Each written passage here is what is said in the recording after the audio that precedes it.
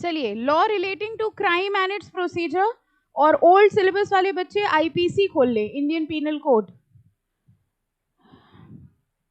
कौन कौन है ओल्ड सिलेबस? ओके, ठीक है, आईपीसी ओपन कर लीजिएगा।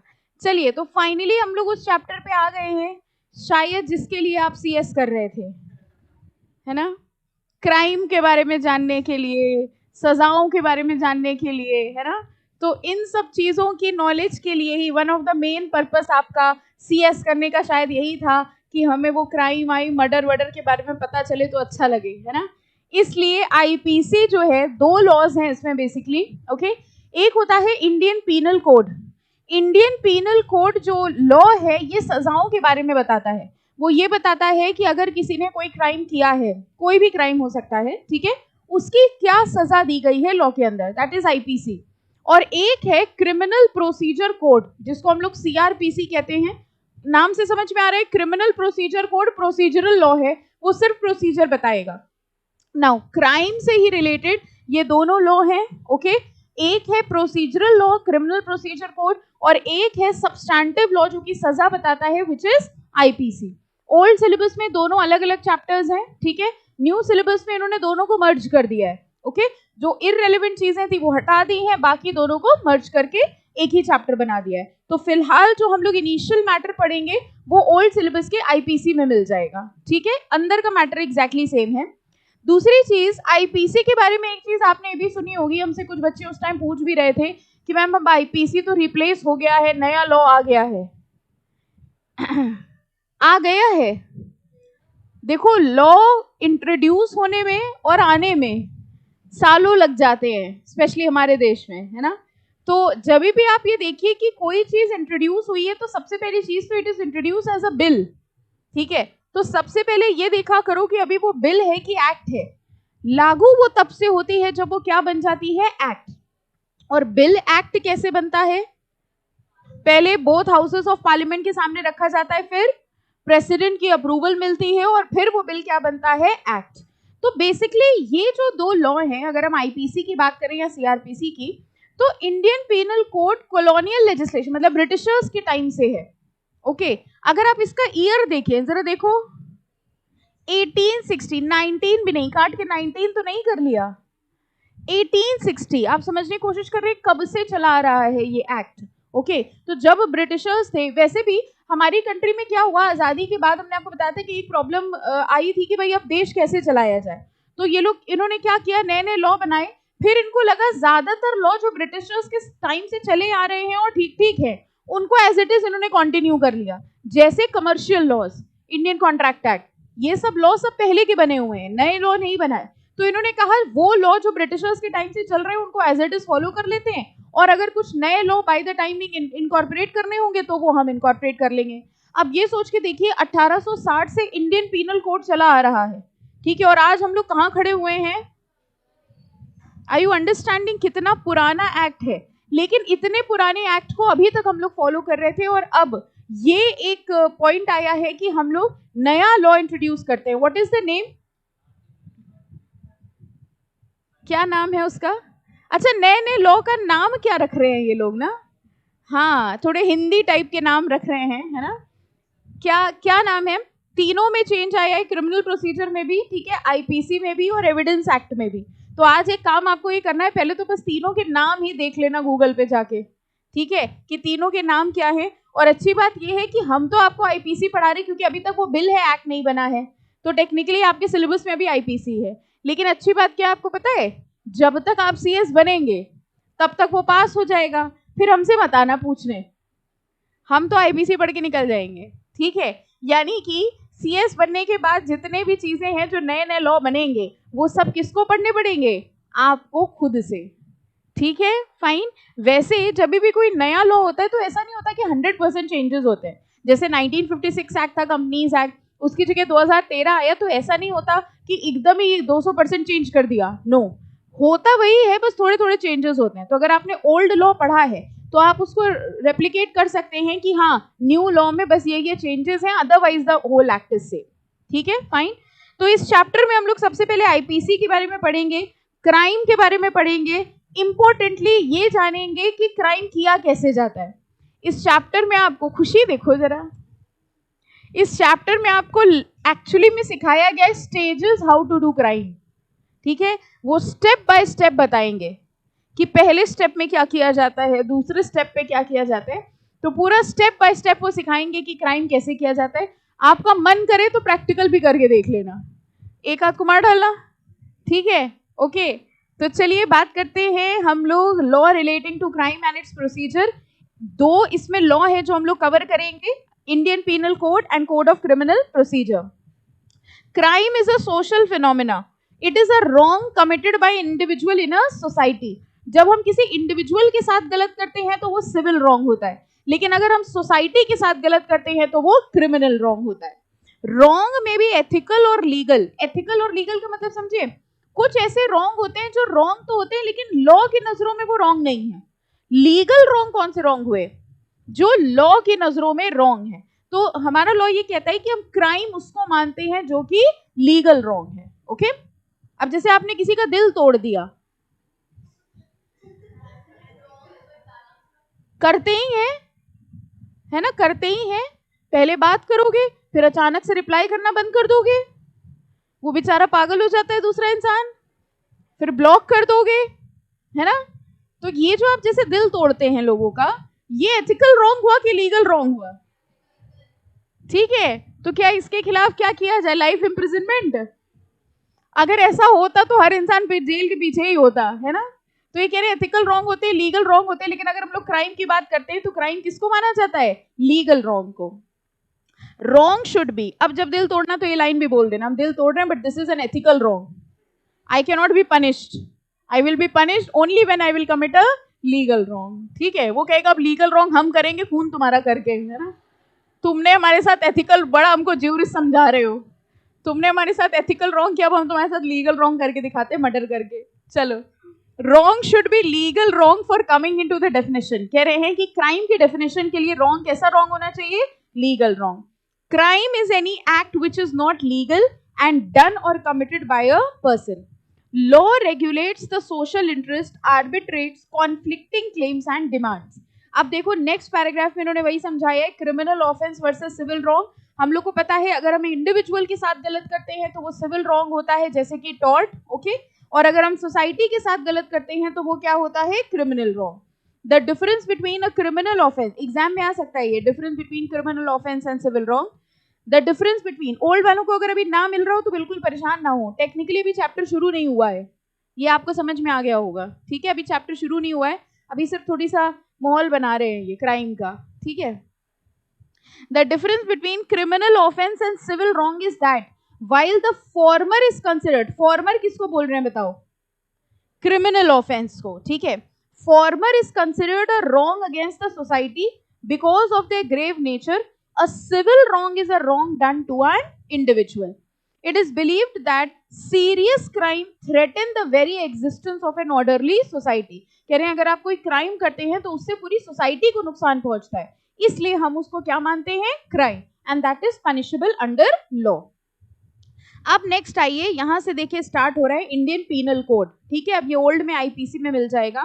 The Indian penal code is a colonial legislation which was retained as the main penal law of the country. शुरुआत हुई थी इसकी ब्रिटिशर्स के टाइम से, लेकिन हम लोग ने इसको रिटेन करके रखा आप अपने लिए भी, मतलब हम लोग ने ये कहा कि भले ही ब्रिटिशर्स चले गए लेकिन उनका बनाया हुआ जो इंडियन पीनल लॉ है वो हम लोग अपने पीनल लॉ की तरह यूज करेंगे। The Indian Penal Code was passed in the year 1860, but it came into force on 1st January 1862 and it applies to whole of India, ठीक है। और उसी का ही दूसरा देखो कौन सा होता है, कोड ऑफ क्रिमिनल प्रोसीजर। ये एक प्रोसीजरल लॉ है, ठीक है। जैसे हम लोग सिविल देख रहे थे वैसे ही क्रिमिनल है। जैसे क्राइम, जैसे सिविल केसेस में हम लोग देख रहे थे कि स्टेजेस होते हैं, ठीक है। पहले हम प्लेंट फाइल करते हैं, फिर समन भेजा जाता है, फिर रिप्लाई आता है, फिर अपीयरेंस होता है एंड सो ऑन, ठीक है। पूरा जो स्टेज था, बिल्कुल वैसे ही अगर कोई क्रिमिनल केस है तो उसका क्या प्रोसीजर होगा, उसके बारे में हमें कौन सा लॉ बताता है, सीआरपीसी। मोर और less civil procedure and criminal procedure एक जैसे, बस फर्क क्या आ जाएगा, सिविल केसेस में हम लोग ने सिविल के ज्यूरिसडिक्शन ऑफ कोर्ट्स देखे थे कि भाई स्मॉल कॉजेस होता है, डिस्ट्रिक्ट कोर्ट होता है, हाई कोर्ट होता है। इसमें जो कोर्ट्स होंगे वो कौन से होंगे? क्रिमिनल कोर्ट्स होते हैं। सेशन कोर्ट्स जो होते हैं वो क्रिमिनल कोर्ट्स कहलाए जाते हैं, ठीक है। जैसे वहां पर हम लोग कह रहे थे प्लेंट होती है, वैसे ही क्रिमिनल प्रोसीजर में क्या होगी? कंप्लेन। तो हमने आपको बताया था सिविल प्रोसीजर में उसी चीज को हम लोग प्लेंट कहते हैं और क्रिमिनल में कंप्लेन कहते हैं। तो देखिए कह रहे हैं the code of criminal procedure was repealed by the code of 1973। Originally ये 1898 में बनाया गया था, फिर इसको रिपील करके नया बनाया गया 1974 में। अब देखिए वैसे तो आपके लिए देखिए वही लाइन लिखी है, वैसे तो कंपनी सेक्रेटरीज को ये क्राइम वाइम से ज्यादा लेना देना नहीं है, वो बात अलग है, इंटरेस्ट आपको सबसे ज्यादा इसी में है, ठीक है। और जिस चीज में आपको इंटरेस्ट है उससे आपका लेना देना नहीं है, ये आपका इंस्टीट्यूट खुद कह रहा है। कह रहे हैं कंपनी सेक्रेटरी या the secretarial profession would have relatively less to do with the code of criminal procedure than with any other procedural law. लेकिन कहां काम आ सकता है? Except for safeguarding against incurring of liability for criminal offences by director, managers etcetera. तो ये कह रहे हैं अगर आपकी कंपनी के डायरेक्टर, मैनेजर्स, इनके खिलाफ कोई क्रिमिनल लाइबिलिटी आती है तो उससे प्रोटेक्शन के लिए आप इस क्रिमिनल प्रोसीजर का यूज कर सकते हैं, ठीक है। बड़ा याद रहेगा तब तक, है ना, अभी का अभी तो याद नहीं रहता। ये कह रहे हैं जब सीएस बन जाना, किसी डायरेक्टर के खिलाफ कोई क्रिमिनल प्रोसीजर आए तब आप याद करेंगे कि हाँ हम एग्जीक्यूटिव में थे वंस अपॉन अ टाइम। अच्छा पहले तो सीएस बनने में ही देखो डिकेड ना लग जाए। समझ आए क्या बोल गए हम? ना समझ आया तो रहने देना, समझ के फिर तकलीफ होगी। ओके तो finally now we are going to start the chapter, ठीक है। ओल्ड वाले आईपीसी में इसको ढूंढ ले, आईपीसी में मिलने लग जाएगा। तो फाइनली वो टॉपिक जो हम आपको बता रहे थे, क्या सिखाया जा रहा है? इंडियन पीनल कोड पढ़ना शुरू कर दिया है। अभी जो हम लोग पढ़ रहे हैं that is IPC, that is not CrPC, ठीक है। ओके सबसे पहले आईपीसी में ये हमको बताएंगे स्टेजेस ऑफ क्राइम। कह रहे हैं क्राइम के क्या स्टेजेस होते हैं, कैसे किया जाता है। The commission of a crime consist of some significant stages. If a person commits a crime, क्या हुआ? हाँ अभी रुको, प्रैक्टिकल दिखाएंगे। If a person commits a crime, it involves the 4 important stages। कह रहे हैं सबसे पहला होता है criminal intention। सबसे पहले इंटेंशन होता है। जैसे कि आप देख रहे हैं कि हम आपके ऊपर बहुत अत्याचार कर रहे हैं, ठीक है, तो सबसे पहले आपके दिमाग में इंटेंशन आया कि इन्हीं को मार डालो, ना रहेंगे मैम, ना रहेगी जेआईजीएल, ठीक है। तो हर बार चैप्टर खत्म करना, तुरंत बाद टेस्ट देना, टेस्ट पढ़ के आना, उसमें नंबर ना देना, ये कोई बात होती है? 0 0 0, है ना। इतनी मेहनत से वही आंसर लिखा जो बुक में लिखा था, आधा नंबर उठा के दिया है। तो ऐसे इंटेंशन क्रिएट होता है माइंड में, नफरत आती है, ठीक है। तो सबसे फर्स्ट स्टेज क्या होता है? इंटेंशन। अब आपका एक इंटेंशन था कि इनको तो हमें मारना है क्योंकि इन्होंने हमारी जिंदगी बर्बाद करके रखी हुई है, ठीक है।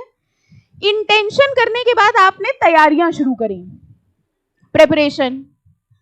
बैग में किताबों की जगह आप चाकू, कट्टा, खंजर ये सब लाने लग गए। प्रिपरेशन, तैयारी भी तो होनी चाहिए।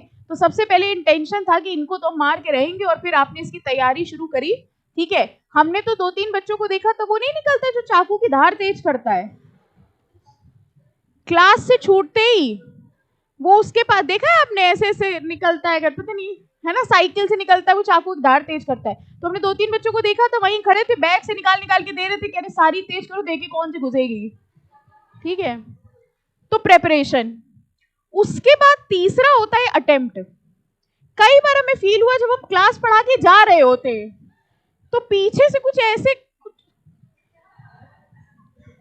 फीलिंग आती है हमको। तो तीसरी चीज, आप कोशिश भी बहुत करते हैं, ठीक है, फिर आप ये सोच के रुक जाते हैं, रुक जाओ कुछ चैप्टर बचे हैं, let her complete the course, ठीक है। तो आप अटेम्प्ट कई बार करते हैं, हम जाते हैं ऐसे पीछे से खंजर भोंकने की कोशिश आप करते हैं, ठीक है। फाइनली जिस दिन हमने आखिरी चैप्टर की आखिरी क्लास ली और हम यहां से गए, हाँ ये देखो, कह रहे हमने आखिरी थैंक यू बोला और काम खत्म, सीख गए क्राइम करना, ठीक है। ये 4 स्टेजेस होते हैं स्टेप बाय स्टेप। तो अगर आप कभी क्राइम करने का सोचें तो don't skip any step, book खोल के, ठीक है, नोट्स बना के, अच्छा, इसके तो आप घर पे नोट्स भी नहीं बना सकते, घर वालों के हाथ में वो पन्ना लग गया। स्टेप नंबर 1 इंटेंशन, ठीक है। स्टेप नंबर 2 तैयारी कर रहे हैं मारने की, है ना। तो इसलिए ये 4 स्टेप्स होते हैं, इंस्टीट्यूट आपको ये सिखा रहा है कि किसी को भी कोई क्राइम करने के लिए 4 स्टेप्स होते हैं। सबसे पहले बताओ क्या स्टेप था? इंटेंशन। Second preparation. इसमें देखो आवाज कैसे निकली, आज तक किसी क्लास में इतनी आवाज नहीं निकली। थर्ड अटेम्प्ट, और फोर्थ अकम्प्लिशमेंट। ठीक है, हमारा गुड बाय, ठीक है, थैंक यू हो गया। हम सोच रहे हैं आखिरी चैप्टर छोड़ ही दें, ना ही पढ़ाएं, डर के मारे आएंगे नहीं। चलो एनीवेज ओके, हम लोग बात कर रहे थे स्टेजेस ऑफ क्राइम की। तो आईपीसी ये कहता है 4 स्टेजेस होते हैं। सबसे पहला होता है क्रिमिनल इंटेंशन। जैसे कि आपको पता है कि इंटेंशन होना बहुत जरूरी है क्राइम में, ठीक है। इसका हम लोग एक वर्ड क्या बोलते थे? मेंस रिया। मेंस रिया कहता है गिल्टी माइंड। किसी को मारने का इंटेंशन बहुत जरूरी है। मतलब see when we are talking about this, ऐसा जरूरी नहीं है कि हम मारने का ही क्राइम कर रहे हैं, बट एग्जाम्पल हमने मारने का लिया था। आई होप आप ये नहीं समझेंगे कि क्राइम का मतलब सिर्फ मर्डर होता है, ठीक है, एनी टाइप ऑफ क्राइम। तो ये कह रहे हैं सबसे पहले इंटेंशन होना बहुत जरूरी है। Criminal intention is the first stage in the commission of offence. Intention is conscious exercise of mental faculties of a person. ये फैकल्टी हमको नहीं बोल रहे हैं, मेंटल फैकल्टी मतलब आप कॉन्शियसली एक काम, हमें पता है कि हम उस बंदे को मारेंगे, आप जान के समझ के वो काम कर रहे हैं, तो उसको हम इंटेंशन कहते हैं। Law does not as a rule punish individual for their evil thoughts और इंटेंशन। अच्छा एक बात बताइए, जैसे आपके अंदर इंटेंशन बहुत था हमको मारने का, लेकिन आपने बाकी 3 स्टेजेस कभी नहीं करे, ठीक है। हर टीचर बुरा ही लगता है, ठीक है। तो इंटेंशन आपके लिए दिमाग में था कि अभी ये आएंगे, अभी सर आएंगे, वो अपना टेस्ट दे जाएंगे, फिर वो अपना दे जाएंगे। तो इंटेंशन बहुत था आपका, लेकिन ना आपने कभी अटेम्प्ट किया, ना आपने कभी प्रिपरेशन करी। अकम्प्लिशमेंट का तो सवाल ही नहीं उठता, ठीक है। तो क्या आपको सजा हो सकती है? क्यों? पता कैसे चलेगा इंटेंशन? समझ में आया? हम तो आते हैं, आप खुश होके गुड मॉर्निंग बोलते हैं, हमें क्या पता अंदर इतनी नफरत भरी है। समझ में आया? लॉ ये कहता है इंटेंशन को प्रूव करना बहुत डिफिकल्ट है। यू कैन नॉट प्रूव कि तुम्हारा इंटेंशन हमें मारने का, वो कहेगा है ही नहीं इंटेंशन। ओके, तो ये कह रहे हैं सिर्फ अगर इंटेंशन है तो उस पर पनिशमेंट नहीं हो सकती। कह रहे हैं देखिए, लॉ डज नॉट, ये लाइन समझना, law does not as a rule punish individual for their evil thoughts और criminal intention. The criminal code does not punish a man for mere guilty intention. Intention से सजा नहीं होती, because it is very difficult for the prosecution to prove the guilty intention of a man. किसी का भी guilty intention prove करना बहुत difficult होता है। जरा देखिए एक एग्जाम्पल इसमें लिखा है, if a man drives in a rash and reckless manner resulting in an accident causing death, the reckless driver cannot plead innocence. ये क्या हुआ? नॉर्मली अगर एक कार जा रही है और उस कार से दूसरी कार का एक्सीडेंट हो जाता है, यहां बताओ ड्राइवर का इंटेंशन था कि नहीं था? हो या ना हो पता कैसे चलेगा? नॉर्मल सिचुएशन में एक नॉर्मल कार जा रही है नॉर्मल स्पीड पे, एक दूसरी कार आ रही है नॉर्मल स्पीड पे, दोनों भिड़ गए, ठीक है, और सामने वाली कार का एक्सीडेंट हो गया, डेथ हो गई। अब ये कैसे पता चलेगा कि जो फर्स्ट वाली कार थी उसके ड्राइवर का इंटेंशन था कि नहीं था?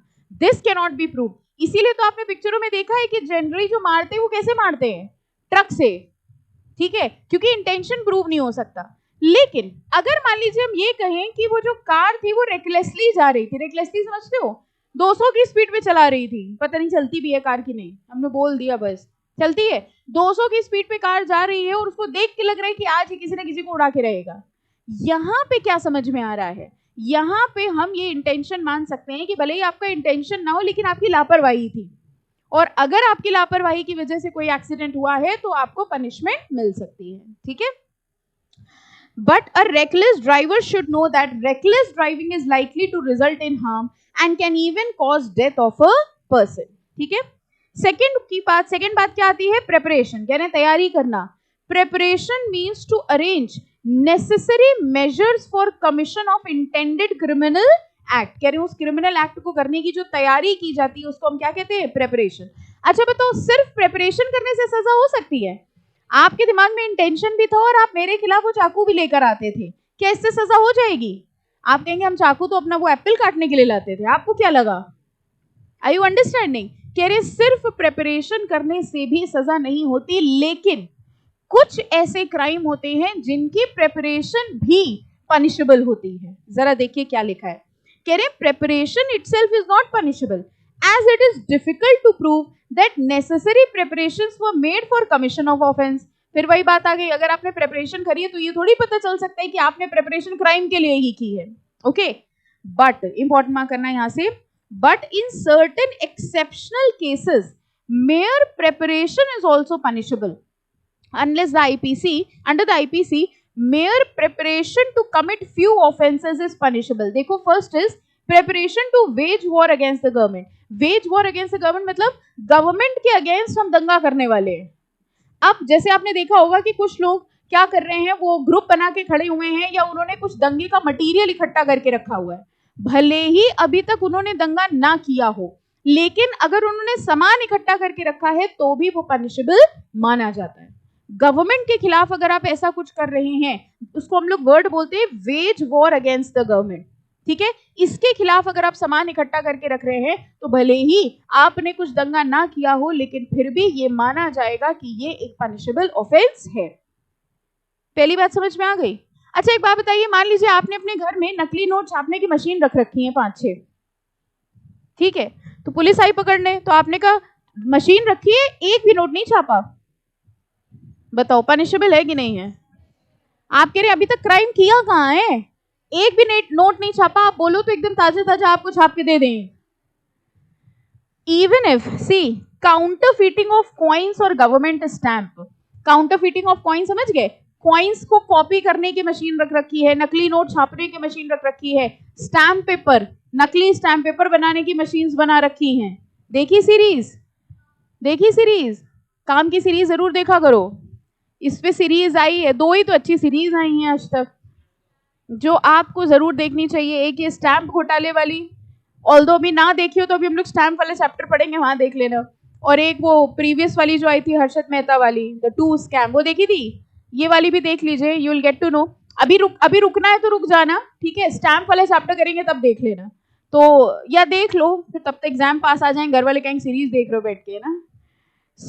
जो भी ऐसी सीरीज है ना जिससे आपको कुछ सीखने को मिला, हमारी कोई नहीं सुन रहा है, सब डिस्कस करने लगे आपस में, हाँ वो देखो ना देखो, ठीक है कोई बात नहीं, डिमोरलाइज ना हो जाओ उल्टा। सो द थिंग, ठीक है पिक्चरों की बात बाद में करेंगे। So the thing is that जो अगर आप नकली स्टैम्प पेपर बनाने की मशीन रखे हो या नकली नोट छापने की मशीन रखे हो, भले ही अभी तक आपने क्राइम ना किया हो, लेकिन फिर भी this will be considered as a offence. And third, making preparation to commit dacoity, ये क्या होता है समझ में आया? हिंदी में हम लोग क्या इसको क्या बना देते हैं, डकैती, उसका English word is dacoity, actually the word is dacoity. What is the difference between चोरी एंड डकैती? क्या पढ़ा रही है मैम, है ना? अगर पेरेंट्स ने ये क्लास सुन ली है ना, हाँ हाँ, सी चोरी जो होती है वो छुप के करी जाती है, डकैती सामने से करी जाती है। और डकैती में आपने देखा होगा बहुत सारे लोग इकट्ठा आके एकदम, मतलब आपने क्या पिक्चरों में देखा होगा, ठीक है।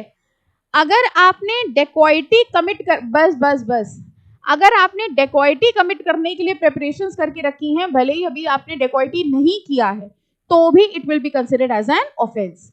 तो इंपॉर्टेंट ये याद रखना एग्जाम के लिए, थोड़ा ये भी ध्यान रखना इसका एग्जाम है, ठीक है। तो ये कह रहे हैं कि वैसे तो सिर्फ प्रेपरेशन करने से सजा नहीं होती, लेकिन इन 3 ऑफेंसेस की अगर आपने प्रेपरेशन भी करी है तो भी it will be considered as an offence. कौन से 3 हो गए? गवर्नमेंट के खिलाफ अगर हम कुछ इंतजाम कर रहे हैं दंगा वंगा करने की, सेकेंड काउंटरफीटिंग कॉइन्स या stamp paper, and third is dacoity. तीसरी है बेटा, डेकॉइटी में पुलिस वाले सब प्रूव कर लेते हैं बेटा, उनको प्रूफ करने को आए तो वो इनोसेंट को प्रूफ करके दिखा देंगे। अटेम्प्ट, ओके, तीसरा क्या होता है? अटेम्प्ट करना। Attempt which is the third stage in the commission of crime is punishable. Attempt has been, ये आपने देखा होगा, अटेम्प्ट पनिशेबल होता है। अटेम्प्ट टू मर्डर है ना, कि हमने मर्डर नहीं किया लेकिन हमने मारने की कोशिश करी, that is also punishable. Attempt has been called as a preliminary crime. Section 511 of the IPC does not give any definition of attempt, but simply provides for punishment for attempting to commit an offense. Attempt means direct movement towards commission of a crime. Attempt का मतलब समझे, crime करने का just एक पहले का step, that is what is known as attempt. अब attempt में सजा क्या होती है उसके लिए जरा देखना इसी पैराग्राफ की लास्ट लाइन से. Under the IPC the sections on attempt can be divided in 4 category. अब ये क्या बताने वाले हैं बहुत ध्यान से समझिएगा. कह रहे अटेम्प्ट की सजा क्या होती है. ठीक है, एक तो होता है क्राइम की सजा और एक होती है अगर हमने क्राइम नहीं किया, हमने उसको अटेम्प्ट किया तो उसकी कितनी सजा होगी. इसके लिए कह रहे हैं कि हमने क्राइम्स को 4 कैटेगरीज में डिवाइड किया. ठीक है, पहले आपको समझ में टॉपिक हम लोग क्या पढ़ने वाले हैं. कह रहे हैं अटेम्प्ट की सजा कितनी होगी, इसको 4 कैटेगरी में डिवाइड किया है. First, those sections in which commission of an offence and attempt to commit are dealt with in the same section and extent of punishment being the same for both. मतलब क्या हुआ बताओ, ध्यान से सुनना. Those sections in which commission of offense and attempt to commit are dealt within the same section and इस line पे ध्यान देना, extent of punishment being the same for both. मतलब आप क्राइम करें या अटेम्प्ट करें दोनों की सजा सेम होगी. यानी कुछ ऐसे ऑफेंसेस होते हैं कि आप वो क्राइम करें या उसका अटेम्प्ट करें दोनों की ही सजा सेम होगी. ठीक है, the examples in this category देखो वही है जैसे veg war against the government. Government के अगेंस्ट अगर आप दंगा करने की कोशिश कर रहे हैं, भले ही आप अटेम्प्ट कर रहे हो या आपने दंगा कर दिया हो, दोनों की पनिशमेंट सेम होगी. ठीक है, समझ में आया. ओके, इसी में एक और एग्जाम्पल है, देखिए असॉल्टिंग और attempting to assault the president. ये क्या हो रहा है, पहले तो बताओ असॉल्ट क्या होता है और किसको धमकी दे रहे हैं. समझ आया, कह रहे प्रेसिडेंट या गवर्नर को अगर आप धमकी दे रहे हैं तो आप धमकी दे रहे हो या एक्चुअली आपने मतलब धमकी देने की कोशिश कर रहे हो या धमकी दे दी हो. ठीक है, दोनों ही केस में सजा जो है वो सेम होगी. So this is the first category.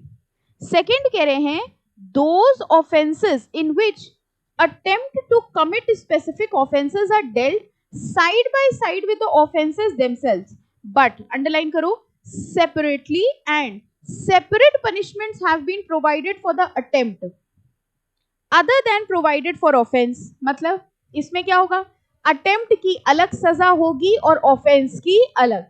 यानी अगर आपने ऑफेंस किया है तो उसकी ज्यादा सजा होगी और अगर आपने अटेम्प्ट किया है तो उसकी कम सजा होगी. The examples in this category are offenses punishable with death or imprisonment for life including robbery, murder etc. तो अगर attempt to robbery है तो अलग सजा होगी, robbery है तो अलग सजा होगी, attempt to murder है तो अलग सजा होगी और murder है तो अलग सजा होगी. थर्ड, इसको जरा ध्यान से देखना, attempt to commit suicide. ये क्या है, ये सजा है, क्राइम है. सुसाइड करना क्राइम है, क्यों. हाँ हाँ, तो क्या हुआ, अपने ही आपको मारना हुआ. अपने आप को मारना क्राइम क्यों है. Give me a legal answer, I want a legal answer, I don't want emotional answer.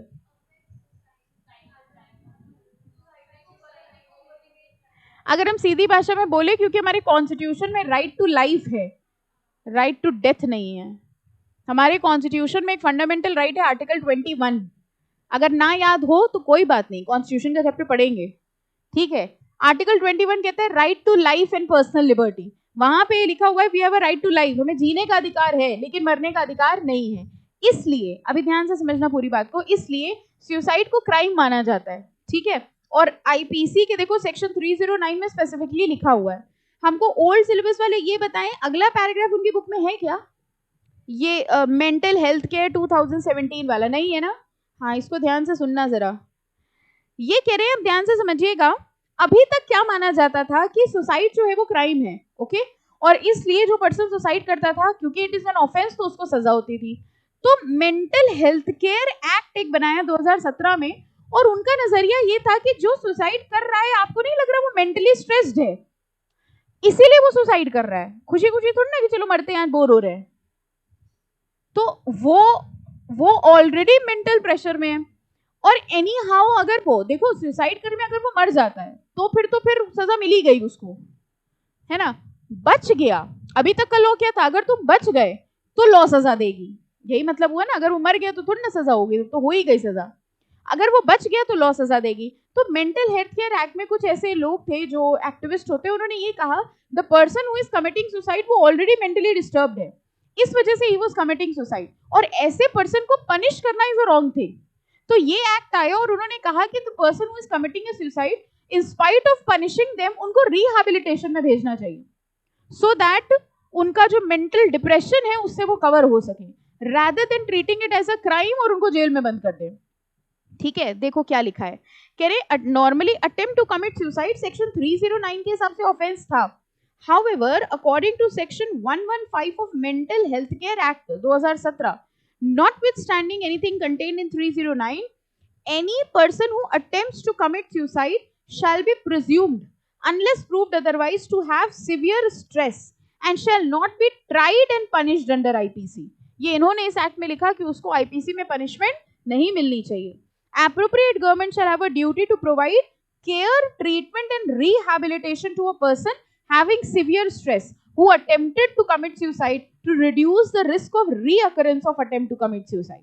Basically सिर्फ आपकी नॉलेज के लिए चीज बता रहे थे, एग्जाम के लिए तो बहुत रेलिवेंट नहीं है, बट ये चीज बता रहे थे कि नॉर्मली ये क्राइम है, आईपीसी सोचो कब का बनाया गया, ठीक है, ब्रिटिशर्स के टाइम से बनाया गया, उन्होंने तब ये लिखा कि अगर कोई सुसाइड करना चाह रहा है तो वो क्राइम है, वो सुसाइड नहीं कर सकता, ठीक है, वो ही चला आ रहा था आज तक। फिर ये एक्ट बनाया गया और इस एक्ट में उन्होंने ये लिखा कि उनके साथ पनिशमेंट नहीं मिलनी चाहिए, but they should be sent to rehabilitation. Okay, ये नया एक्ट है जिसमें ऐसा प्रोविजन था। चलो एनीवेज, फोर्थ कैटेगरी की बात करें हम लोग, the fourth category relates to attempt to commit offence for which no specific punishment has been provided under IPC. मतलब कह रहे हैं कोई स्पेसिफिक पनिशमेंट नहीं दी है उस ऑफेंस की, अगर ऐसे ऑफेंस को हम अटेम्प्ट कर रहे हैं तो क्या सजा होगी। ठीक है, the fourth category relates to attempt to commit offence for which no specific punishment has been provided, such attempts are covered under 511। और इसमें मार्क कर लीजिए नेक्स्ट लाइन से, this section of IPC provides that whoever attempts to commit an offense punishable by IPC with imprisonment for life or imprisonment or cause such an offense to be committed in such attempt does any act towards commission of offense shall, where no express provision is made in IPC for punishment of such attempt, अब यहाँ से underline करना, be punished with imprisonment of any description for a term which may extend to 1/2 of imprisonment for life और 1/2 of the longest term of imprisonment provided for that offense। Short में समझ लो इसको, कह रहे हैं कुछ ऐसे ऑफेंसेस, ठीक है, जिनकी सजा नहीं दी है आईपीसी में, अगर कोई उसको करने का अटेम्प्ट करता है तो जितनी भी सजा उनको होती अटेम्प्ट करने पर, उसकी हाफ, मतलब क्राइम करने पे जितनी सजा होती है उसकी हाफ मिल जाएगी अटेम्प्ट करने पे। फॉर एग्जाम्पल, अगर आप कोई ऑफेंस करते हो और उसकी सजा होती है लेट से 10 ईयर्स, तो अगर आपने उसका अटेम्प्ट किया है तो 5 ईयर्स हो जाएगी। ठीक है, मतलब जिसके लिए कोई सेपरेट सेक्शन नहीं दिया है उसके लिए वो कह रहे हैं कि जो पनिशमेंट मिलती अगर क्राइम होता, ठीक है, उसकी half will be the punishment for attempt. तो कह रहे हैं अटेम्प्ट को, फिर से इस टॉपिक को जरा हम लोग समराइज कर लेते हैं। हम लोग पढ़ क्या रहे थे, हम लोग स्टेजेस ऑफ क्राइम पढ़ रहे थे। स्टेजेस ऑफ क्राइम में 4 स्टेजेस थे। सबसे पहले इंटेंशन था, फिर क्या था, प्रेपरेशन था, थर्ड क्या था, अटेम्प्ट, और फोर्थ क्या था, कमीशन। अटेम्प्ट में हम लोग ने देखा कि अटेम्प्ट की सजा क्या होती है, जिसके अंदर 4 कैटेगरीज थी। पहली कैटेगरी जिसमें ऑफेंस की और अटेम्प्ट की सजा सेम होती है। सेकंड, जहां पर अटेम्प्ट की अलग होती है और ऑफेंस की अलग होती है। Third was attempt to commit suicide, and fourth was जहां पर स्पेसिफिकली मेंशन नहीं है आईपीसी के अंदर कि उसकी कितनी सजा होगी। ठीक है, अटेम्प्ट की, ओके, ना अटेम्प्ट की और ना क्राइम की, तो उस केस में जो क्राइम की उसकी सजा होती उसका half will be the punishment for attempt. ठीक है, अपनी लैंग्वेज में शॉर्ट में लिख लेना, इसमें इन्होंने बहुत कॉम्प्लिकेटेड लिखा है। एंड फाइनली फोर्थ देखो स्टेज कौन सा हुआ, इसमें ज्यादा बताने की जरूरत ही नहीं है ना, क्योंकि काम ही खत्म हो गया। कह रहे the last stage in the commission of crime is it's accomplishment. If the accused, देखिए इस लाइन को समझिए, कह रहे हैं अगर वो अटेम्प्ट में सक्सीड हो गया तो इसका मतलब क्या हुआ, क्राइम हो गया। ठीक है, result in the commission of crime and he will be guilty of offence. If his attempt is unsuccessful he will be guilty for attempt only. If the offense is complete, the offender will be tried and punished under the specific provisions of IPC. सीख गए crime करना? पक्का? कोई गलती तो नहीं करोगे crime करते वक्त? स्टेप बाय स्टेप करना, और जिसके साथ करे उसको बताते जाना. Step number 1, I have an intention. ठीक है? ठीक है, चलो अब ये भी पढ़ना जरूरी है. ठीक है, क्राइम का तो मन बना लिया आपने. अब ये देखो कि पनिशमेंट कौन कौन से टाइप की होती है. ठीक है, ओल्ड मॉड्यूल में अगर कुछ एक्स्ट्रा टॉपिक्स हो और बाय द वे आपको ना समझ में आए तो आप मेरे से अलग से पूछ लेना. अगर ज्यादा टॉपिक्स होंगे ओल्ड सिलेबस वालों के तो फिर हम सेपरेटली क्लास लेके बता देंगे. ठीक है, और अगर रीड करने, वैसे आईपीसी बहुत जनरल है ना, ये सब अपने आप पढ़ के समझ आ जाता है. स्टिल अगर कुछ ना आए तो पूछ लीजिएगा. अब जैसे टाइप ऑफ पनिशमेंट में सबसे पहली पनिशमेंट कौन सी है? डेथ पनिशमेंट, जिसको हम लोग लॉ में कैपिटल पनिशमेंट भी कहते हैं. ठीक है, लेकिन हमारे देश में डेथ पनिशमेंट रेयरेस्ट केस पे मिलती है. जनरली रेयरेस्ट केस का मतलब ये मान के चलो डेथ पनिशमेंट मिलती ही नहीं है. ठीक है, हमारे देश में डेथ पनिशमेंट मिलना बहुत मुश्किल है. ओके, तो ये कह रहे हैं a death sentence is the harshest punishment provided in IPC which involves a judicial killing or taking the life of accused. Why are they saying judicial killing? Legal killing. ठीक है, पता चला जज के ऊपर केस कर दिया फिर. You murdered me. The Supreme Court has ruled that death sentence ought to be imposed only in the rarest of the rare case. ये rate नहीं है, rare होगा. Rarest of the rare case होता है, सिर्फ उसमें डेथ पनिशमेंट मिल सकती है. जनरली हमारे जजेस डेथ की पनिशमेंट देते नहीं है. The IPC provides for capital punishment in the following offences. अब देखो इन ऑफेंसेस में डेथ पनिशमेंट मिलती है. Murder, dacoity with murder. Dacoity with murder समझ गए? अच्छा, waging war against the government, समझ गए? वही जो अभी बताया था, सरकार के खिलाफ अपनी जंग छेड़ दी. Abetting mutiny actually committed. Abetting mutiny समझते हो? जैसे एक हम लोग क्या, जो हमारे वो होते हैं ना आर्म फोर्सेस के लोग होते हैं या जो लोग इसमें जाते हैं, आपको पता है they can not leave the army on their choice. मतलब जैसे मान लीजिए वो आर्मी में गए या उन्होंने ऐसा कुछ किया और उसके बाद वॉर स्टार्ट हुई. चलो आपने लिया, आपसे सीएस नहीं हो रहा है, आपने कहा इससे बढ़िया तो हम फौजी बन जाते हैं. ठीक है, तो आप सोल्जर बन गए, आपने किसी तरह आर्मी में कुछ करके एडमिशन ले लिया और वहां पे जाके फिर बॉर्डर में खड़े हो गए. जैसे ही वहां से दूसरी तरफ से एक गोली चली, आपने कहा ये तो सच में गोली चलाते हैं, आप भाग आए. आपको पता है एक ऐसा पर्सन जिसको बॉर्डर फोर्स में रखा दिया गया है, अगर वो ऐसे वॉर शुरू होने पे भाग जाता है वो क्राइम माना जाता है. You can not run away. ये पता है आपको? उसको भगोड़ा बोलते हैं and that is a crime. तो अगर आपने ऐसा कुछ किया है कि आप अपने ऑफिसर्स के इंस्ट्रक्शन नहीं मान रहे हो, ठीक है, आपको ऑफिसर वहां बोल रहा है जाओ चलाओ गोली, आप कह रहे नहीं हमें डर लग रहा है, ठीक है, इस तरीके का आप कुछ करें, या आप कह रहे हैं अरे यहाँ तो बहुत तेज वो चल रहा है हमें डर लग रहा है, सीएस बेटर था, कम से कम क्लास में बैठे तो रहते थे, गोलियां तो नहीं चलती थी, मार्क्स ही तो कम आते थे, भाग आए वहां से. अगर आप ऐसा कुछ भी कर रहे हैं तो that is considered as a crime armed forces के हिसाब से. गिविंग और फैब्रिकेटिंग फॉल्स एविडेंस, ये बताओ जरा क्या हुआ है? गिविंग और fabricating false evidence upon which an innocent person suffers death. आपने ऐसी गवाही दी जिसकी वजह से किसी इनोसेंट पर्सन को डेथ हो गई.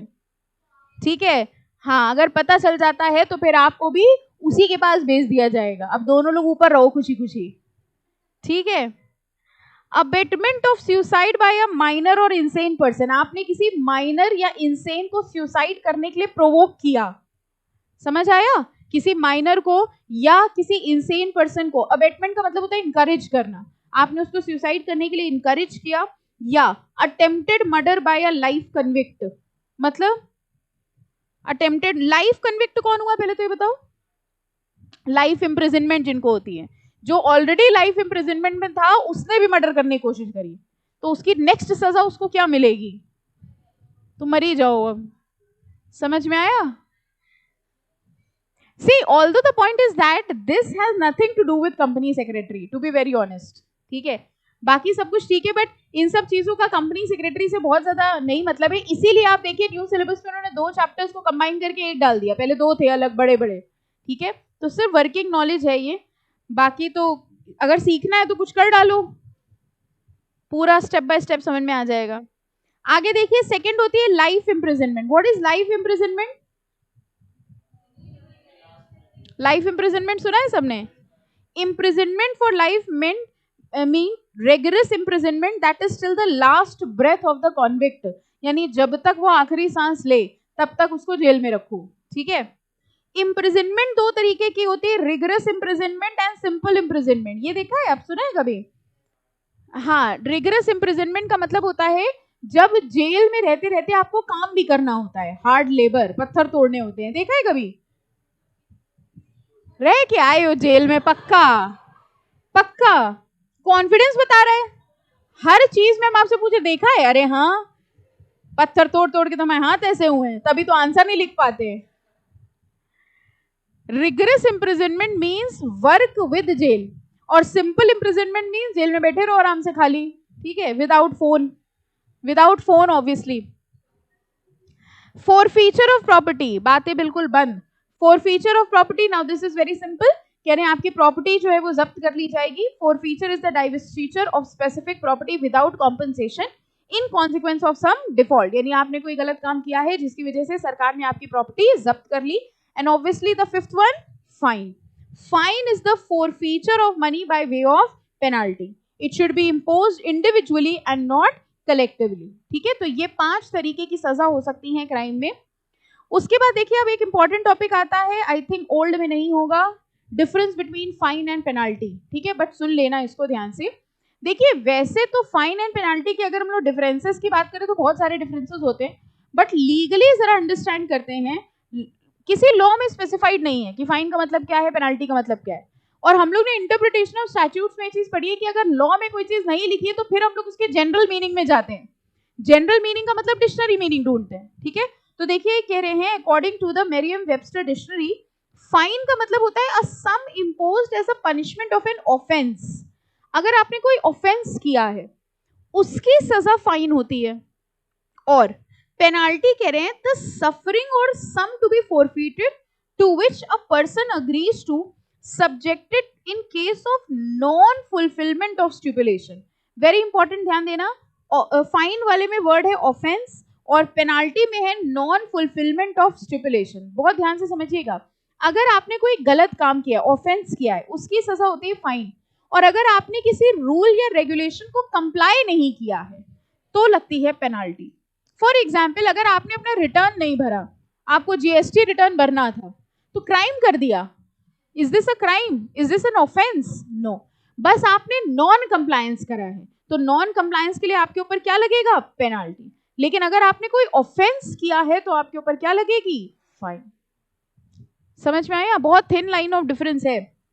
एनालिसिस देखिए, एन इन्फरेंस में be drawn from the definitions above that punishment are against offenses and penalties are against non compliance। तो अगर offense के against हो रहा है तो वो punishment होगी यानी कि penalty, और अगर फाइन होगा, और अगर नॉन कंप्लायंसेस हुए हैं तो वो क्या होंगी? पेनाल्टी। तभी आप देखिए हम लोग लॉ में जितनी चीजें पढ़ते हैं वो ज्यादातर क्या होती हैं? पेनाल्टी होती है। और फिर उसमें कई जगह लिखा होता है कि अगर ऐसा ऐसा किया है देन फाइन में भी लेवीड, यानी अगर वो ऑफेंस तक आ जाते हैं।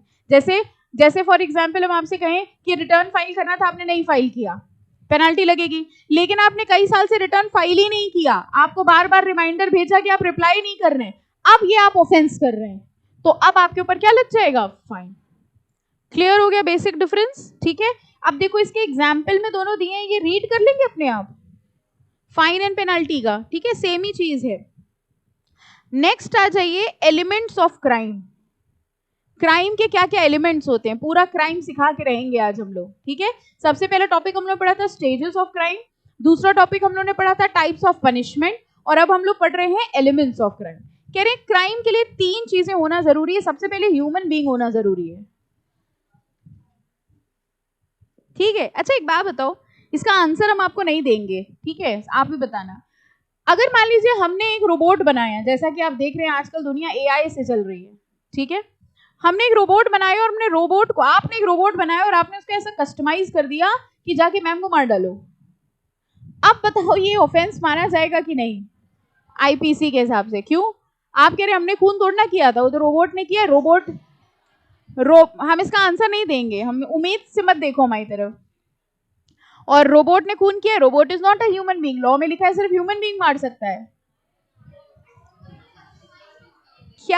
क्या हमने आपको हमें मारने का आइडिया दिया कि बात तो सही, रोबोट से मरवा दो, है ना?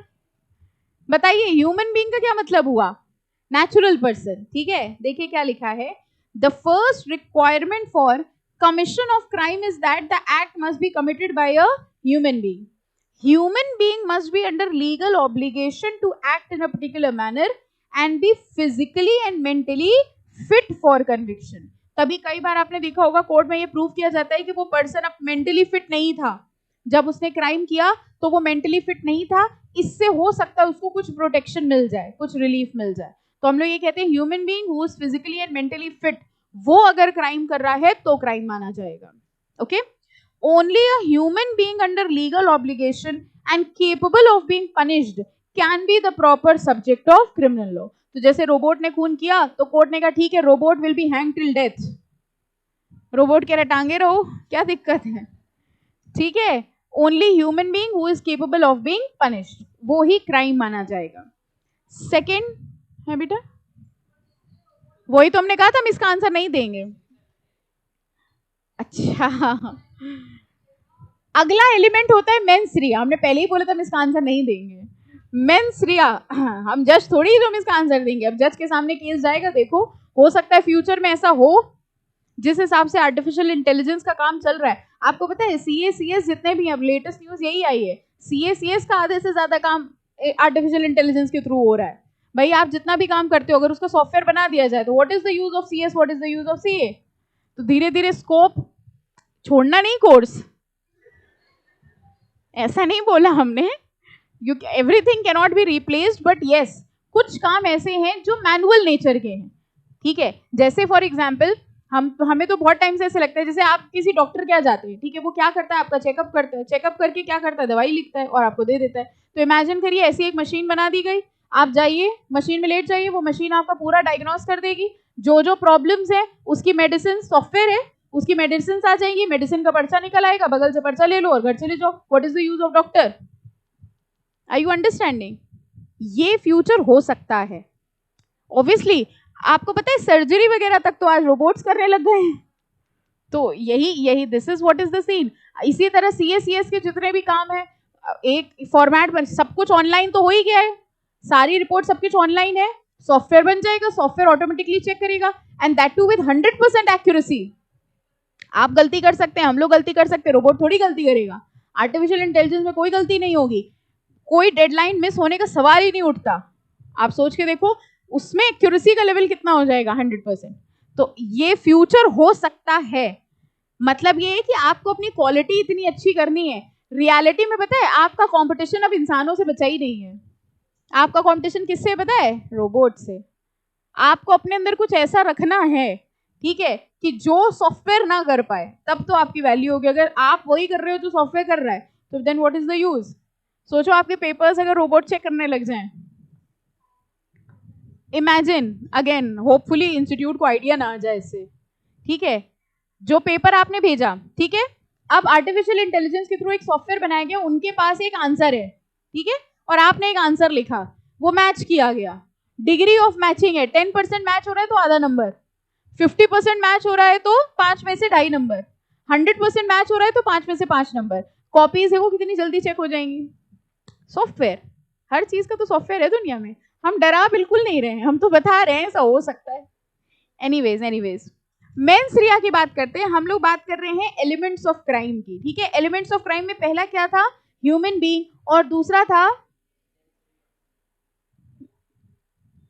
I doubt. एक बच्चा ऑनलाइन में कह रहा है इस बार कॉपीज ऑनलाइन चेक हुई है ना सॉफ्टवेयर से, आई डाउट, इसको हम कैमरे पे नहीं बोलना चाहेंगे, बट आई डाउट इस बार शायद कॉपीज ऐसे ही कुछ चेक हुई है, मुझे आइडिया नहीं है बिल्कुल भी, बट जो आंसर शीट्स हमने देखी उसमें मुझे ऐसा लगा, हुई ह्यूमन नहीं चेक करी है, बट वैसे नहीं चेक करी है, पता है, जैसे नहीं एक वो होता है कि रेड पेन लगा हुआ है, वैसे नहीं चेक हुई है। कुछ उन्होंने पता नहीं कैसे अजीब से मार्क्स दिए हुए हैं। डरो नहीं, हम बिल्कुल नहीं डरा रहे हैं, बट ऐसा कुछ नहीं होगा कि वो सॉफ्टवेयर चेक कर रहा है बैठ के, इंसान ही चेक कर रहा है, बट उसका तरीका उन्होंने पेन से चेक करने की बजाय कुछ वैसे ना लिख दिया है, जैसे ऑनलाइन पेपर में लिखते हैं वैसे लिखा है। हम लोग कौन से चैप्टर पढ़ रहे हैं?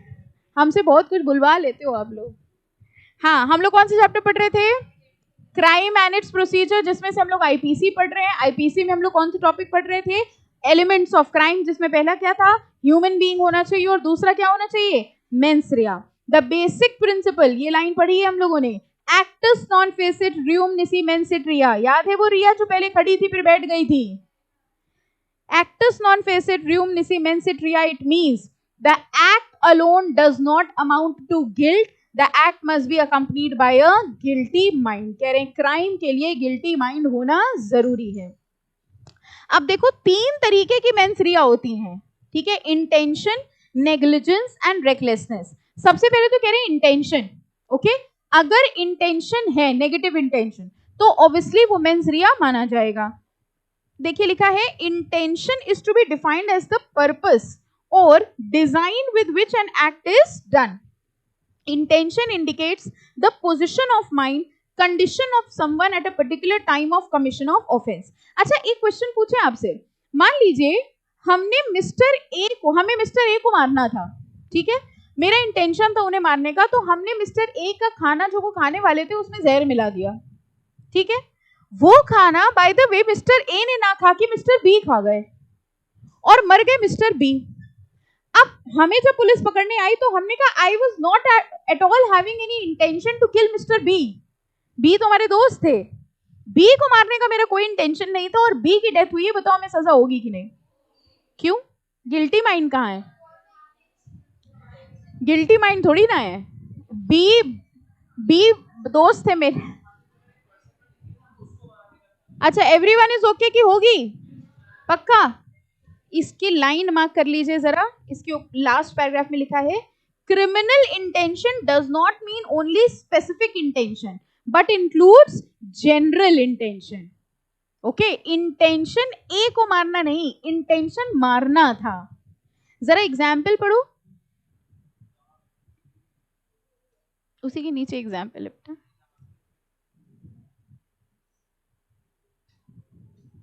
ठीक है, तो अगर कभी किसी के खाने में जहर मिलाना तो मेक श्योर करना कि वो ही खाए, है ना? हो गया, ठीक है। सेकंड इज नेग्लिजेंस, लापरवाही। अच्छा, एक बात बताइए, ऐसा एक रियल केस भी शायद आपने सुना होगा, मान लीजिए एक स्विमिंग पूल है जहां पर छोटे छोटे बच्चे जो है वो स्विमिंग सीखने जाते हैं और वहां पर एक स्विमिंग का इंस्ट्रक्टर है, ओके। अब किसी एक बच्चे की ड्राउनिंग से डेथ हो गई, वो डूब गया, वो स्विमिंग कर रहा था और स्विमिंग करते करते डूब गया, उसकी डेथ हो गई। बताइए क्या इंस्ट्रक्टर की लायबिलिटी आएगी? इंस्ट्रक्टर कह रहा है मेरा इंटेंशन थोड़ी था, बच्चों को डुबाने के लिए थोड़ी ना सिखाते हैं। ये बताओ मेंस रिया था कि नहीं था?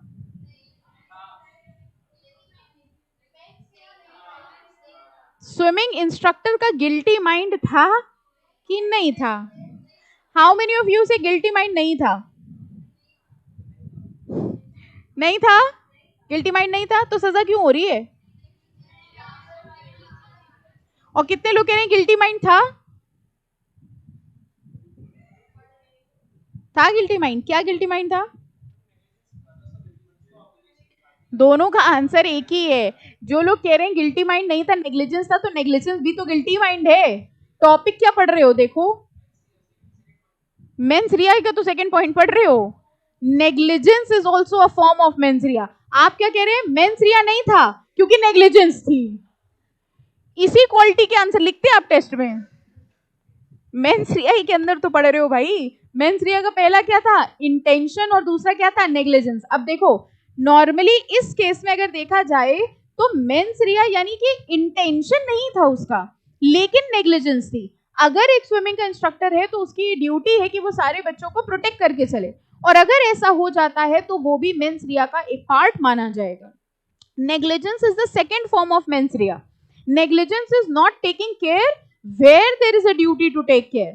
Negligence or carelessness indicates a state of mind where there is a absence of desire, कह रहे डिजायर नहीं था कि वो मर जाए, but to cause a particular consequence. The standard of care established in law is that of reasonable man in identical circumstances. कह रहे हैं इंटेंशन नहीं था, डिजायर नहीं था कि वो मर जाए, लेकिन हाँ ये था कि आपको प्रॉपर केयर एक्सरसाइज करनी चाहिए थी, और अगर आपने प्रॉपर केयर एक्सरसाइज नहीं करी है तो भी वो फॉर्म ऑफ मेंस्ट्रिया माना जाएगा and the person will be punishable.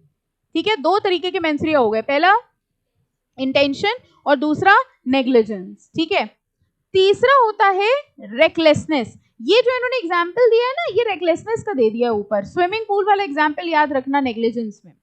Recklessness क्या होती है? केयरलेसनेस. ठीक है, लापरवाही.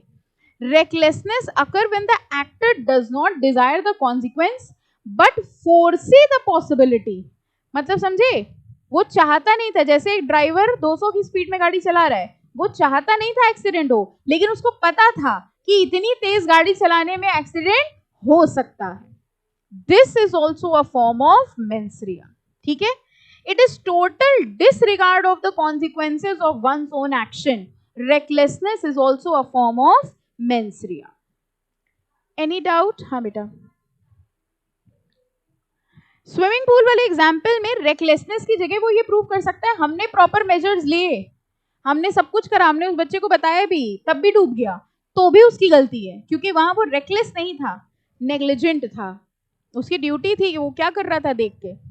ठीक है, there is a difference between recklessness. अच्छा, स्विमिंग पूल वाले में रेकलेसनेस का मतलब समझिए, इंस्ट्रक्शंस ये थे कि जो भी बच्चा स्विमिंग पूल में जाएगा वो कॉस्ट्यूम और वो ना वो ट्यूब व्यूब जो होता है वो लगा के जाएगा, लेकिन उसने बच्चों को बिना ट्यूब के भेज दिया. ये रेकलेसनेस है, ये नेग्लिजेंस नहीं है, ये रेकलेसनेस है. ठीक है, कि उसको पता था कि गलत हो सकता है, उसके बाद भी उसने ऐसा कर दिया. Very thin line of difference, but there is a difference between negligence and recklessness. ठीक है, फाइन. तो ये तीन तरीके होते हैं मेंस्ट्रिया के. अब देखिए इन्होंने क्या लिखे हैं, एक्सेप्शंस टू मेंस्ट्रिया. एक्सेप्शंस, अच्छा उसके पहले ये दोनों एग्जाम्पल पढ़ लो एक बार, ये ऊपर वाला और ये वाला.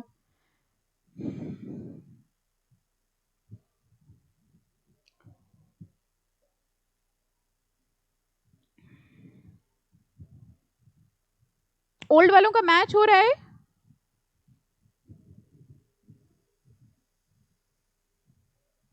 ठीक है, एनी डाउट? सबसे पहले बताइए हम लोग कौन सा लॉ पढ़ रहे हैं? आईपीसी. फिलहाल आईपीसी पढ़ रहे हैं. सबसे पहले हम लोगों ने देखा था स्टेजेस ऑफ क्राइम. कौन कौन से थे स्टेजेस?